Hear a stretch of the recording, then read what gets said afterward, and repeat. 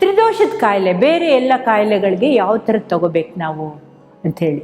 So ಬೇರೆಗಳು ಅಂದರೆ ಇವಾಗ ಕೆಲವುದೆಲ್ಲ ಇವಾಗ ಗ್ಯಾಸ್ಟ್ರೈಟಿಸು, ಆಮೇಲೆ ಇದು ಈ ಹೊಟ್ಟೆ ಒಂಥರ ಉಬ್ರಿಸ್ಕೊಳ್ಳೋದು, ಗ್ಯಾಸ್ ಯಾವಾಗಲೂ ಇದೆ ಅಂತ ಹೇಳಿದಾಕೆ ಆವಾಗ ಏನು ಮಾಡಬೇಕು ಅಂದರೆ ಈ ಮಜ್ಜಿಗೆಗೆ ಸೈಂಧವ ಲವಣ ಮತ್ತು ಹಿಂಗು, ಶುಂಠಿ, ಅಜವಾಯಿನು ಇದನ್ನೆಲ್ಲ ಹಾಕಿ ಬೆರಕೆ ಮಾಡಿ ಈ ಮಜ್ಜಿಗೆನ ನಾವು ಕುಡಿಬೇಕು. ಮಜ್ಜಿಗೆನ ಪ್ರಾಣದಾಯಕ ಅಂತ ಹೇಳ್ತಾರೆ.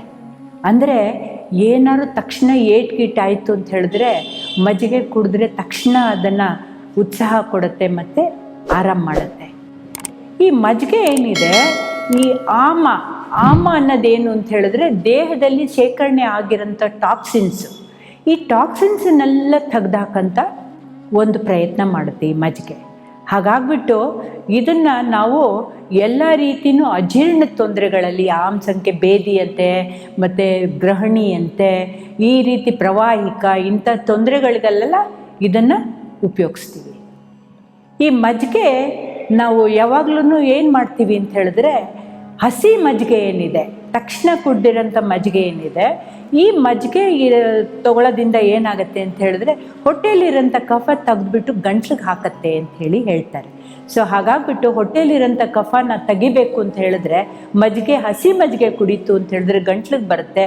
ಆಮೇಲೆ ಅದನ್ನು ಕ್ಯಾಕರಿಸ್ಕೊಂಡು ಉಗಿಬೇಕು. ಇವಾಗ ಗಂಟ್ಲಲ್ಲಿ ಯಾವಾಗಲೂ ಕಫ ಇರುತ್ತೆ ಅಂತ ಹೇಳೋರಿಗೆ ಮಜ್ಜಿಗೆನ ಕಾಯಿಸ್ಬಿಟ್ಟು ಕುಡಿಬೇಕು ಅಂಥೇಳಿ ಹೇಳ್ತಾರೆ. ಹಾಗಾಗ್ಬಿಟ್ಟು ಆಯುರ್ವೇದದಲ್ಲಿ ಕೂಡ ಈ ಮಜ್ಜಿಗೆದಲ್ಲಿ ಮಾಡಿರೋಂಥ ಕೆಲವುದು ಪ್ರಿಪ್ರೇಷನ್ಸು, ಮಜ್ಜಿಗೆ ಹುಳಿ ಇದೆಲ್ಲ ಬಂದಿರೋದು ಆಯುರ್ವೇದದಿಂದನೇ. ಈ ಪುದೀನ ತಂಬಳಿ ಮಾಡೋದು ಇದು ಕೂಡ ಮಜ್ಜಿಗೆಯಿಂದನೇ ಮಾಡ್ತೀವಿ.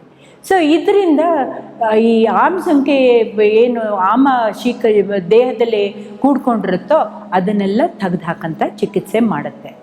ಆಮೇಲೆ ಈ ಮಜ್ಜಿಗೆ ನಾವು ರಸಧಾತು, ರಕ್ತ, ಮಾಂಸಧಾತುಗಳಿಗೆ ಯಾವ್ಯಾವ ತೊಂದರೆಗಳಿದೆಯೋ ಈ ತೊಂದರೆಗಳಲ್ಲೆಲ್ಲನೂ ಇದನ್ನು ಕೆಲವು ಸಲ ಅನುಪಾನದವಾಗಿ ಕೊಡ್ತೀವಿ.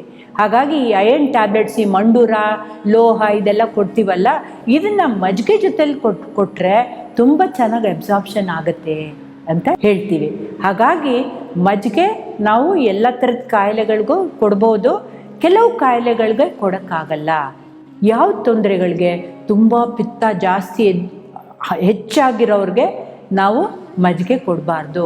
ತಲೆ ಸುತ್ತು, ಕಣ್ಣೆಲ್ಲ ತುಂಬಾ ಕೆಂಪಗಾಗೋಗಿರೋದು, ಮತ್ತು ತುಂಬ ಪಿತ್ತ ಜಾಸ್ತಿ ಆಗಿರುತ್ತೆ, ತಲೆನೋವು, ಪಿತ್ತದ ತೊಂದರೆಗಳು, ತಲೆನೋವು ಬರುತ್ತೆ, ಇಂಥ ತೊಂದರೆ, ಭ್ರಮ, ವರ್ಟಿಗೋ ಇರುತ್ತೆ, ಪಿತ್ತದಿಂದ ಬಂದಿರೋಂಥದ್ದು, ಈ ತೊಂದರೆಗಳಲ್ಲೆಲ್ಲ ನಾವು ಮಜ್ಜಿಗೆನ ಕೊಡಬಾರ್ದು.